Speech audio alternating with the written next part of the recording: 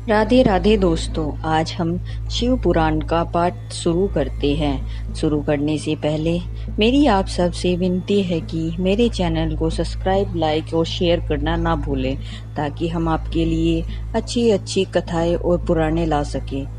ओम नमः शिवाय। चलो आइए शुरू करते हैं।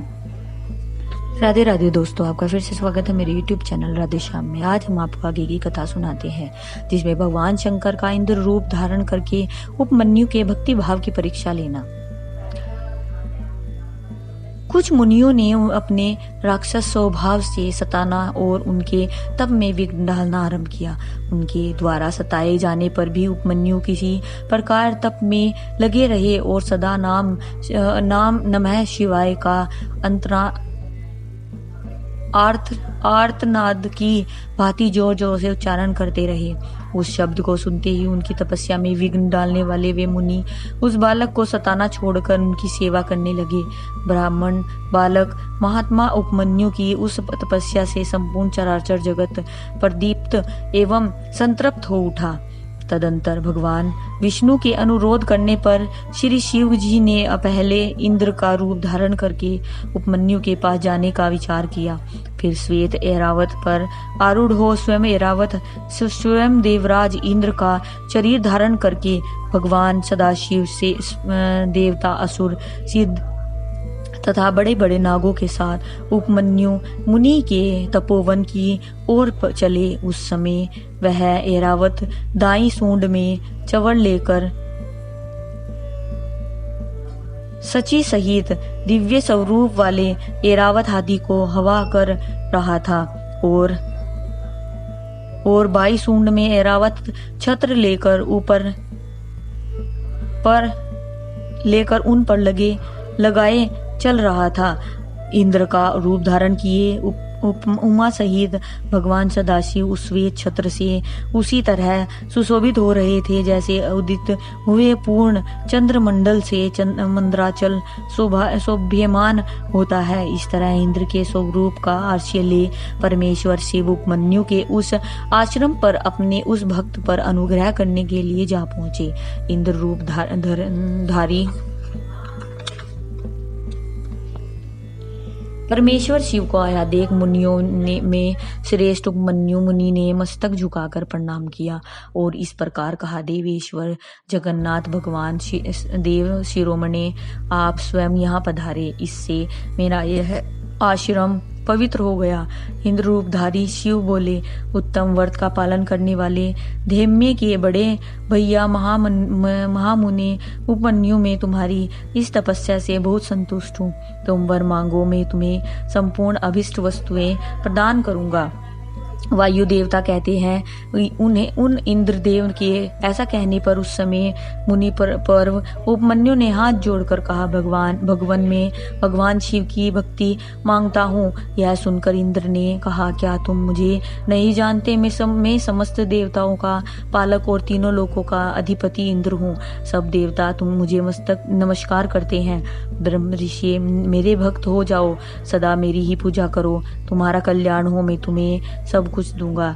निर्गुण रुद्र को त्याग दो, उस निर्गुण रुद्र से तुम्हारा कौन सा कार्य सिद्ध होगा? जो देवताओं की पंक्ति से बाहर होकर पिशाच भाव को प्राप्त हो गया है। वायु देवता कहते हैं, यह सुनकर पिशाच मंत्र का जप करते हुए वे मुनि उपमन्यु इंद्र को अपने धर्म में विघ्न डालने के लिए आया हुआ जानकर बोले। उपमन्यु ने कहा, यद्यपि तुम भगवान शिव की निंदा में तत्पर हो, तथापि इसी प्रसंग में परमात्मा महादेव जी की निर्गुणता बताकर तुमने स्वयं ही उनका संपूर्ण महत्व स्पष्ट रूप से कह दिया है। तुम नहीं जानते कि भगवान रुद्र संपूर्ण देवेश्वरों के भी ईश्वर हैं, ब्रह्मा विष्णु और महेश के भी जानक हैं तथा प्रकृति से परे हैं। ब्रह्मवादी लोग उन्हीं को सत असत व्यक्त अव्यक्त तथा नित्य एक और अनेक कहते हैं। अतः मैं उन्हीं से वर मांगूंगा जो युक्तिवाद से परे तथा सांख्य और योग के सारभूत अर्थ का ज्ञान प्रदान करने वाले हैं। तत्वज्ञानी पुरुष उत्कृष्ट जानकर उनकी उपासना करते हैं, उन भगवान शिव से ही मैं वर मांगूंगा। देवाधम दूध के लिए जो मेरी इच्छा है वह यो है ही रह जाए, परंतु शिवा शस्त्र के द्वारा तुम्हारा वध करके मैं अपने इस शरीर को त्याग दूंगा। वायु देवता कहते हैं, ऐसा कहकर स्वयं मर जाने का निश्चय करके उपमन्यु दूध की भी इच्छा छोड़कर इंद्र का वध करने के लिए उद्यम हो गए। इस समय अघोर अस्त्र से भी अभिमंत्रित घोर भस्म को लेकर मुनि ने इंद्र के उद्देश्य से छोड़ दिया और बड़े जोर से सिंहनाद किया। फिर शंभु के युगल चरण रविंद्रों का चिंतन करते हुए वे अपनी देह को दग्ध करने के लिए उद्यम हो गए और अग्निय धारण करके स्थित हुए। ब्राह्मण उपमन्यु जब इस प्रकार स्थित हुए तब उस भाग देवता के नेत्र का नाश करने वाले भगवान शिव ने योगी उपमन्यु की उस धारणा को अपनी सौम्य दृष्टि से रोक दिया। उनके छोड़े हुए उस अघोरास्त्र को नंदीश्वर की आज्ञा से शिव वल्लभ नंदी ने बीच में ही पकड़ लिया। तत्पश्चात परमेश्वर शिव ने अपने बालेंदु शिखर रूप को धारण कर लिया और ब्राह्मण उपमन्यु को उसे दिखाया। इतना ही नहीं, उस प्रभु ने उन मुनि को सहस्त्रों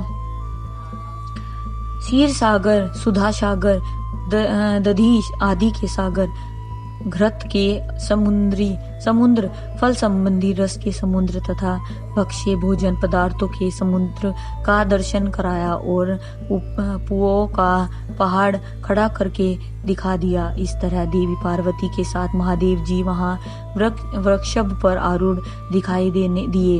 वे अपने गणाध्यक्ष तथा त्रिशूल आदि दिव्य शस्त्रों से घिरे हुए थे। देवलोक में दुदुम्बियां बजाने लगे, आकाश से फूलों की वर्षा होने लगी और विष्णु, ब्रह्मा और इंद्र आदि देवताओं से दसों दिशाएं आच्छादित हो गई। उस समय उपमन्यु आनंद सागर की लहरों से घिरे हुए थे। वे भक्ति विनम्र चित्त से पृथ्वी पर दंड की भांति पड़ गए। इस समय वहां मुस्कुराते हुए भगवान शिव ने यहाँ आओ कहकर उन्हें बुलाया और उनका मस्तक सूंघ कर अनेक वर दिए। आज की कथा में यही समाप्त करते हैं। आगे की कथा हमको कल सुनाएंगे। ओम नमः शिवाय। हर हर महादेव, हर हर महादेव, हर हर महादेव। राधे राधे। अगर आपको मेरी वीडियो अच्छी लगी तो बेल आइकन दबाना ना भूलें ताकि आपको मेरी आने वाली वीडियोस का नोटिफिकेशन मिलता रहे। धन्यवाद। ओम नमः शिवाय।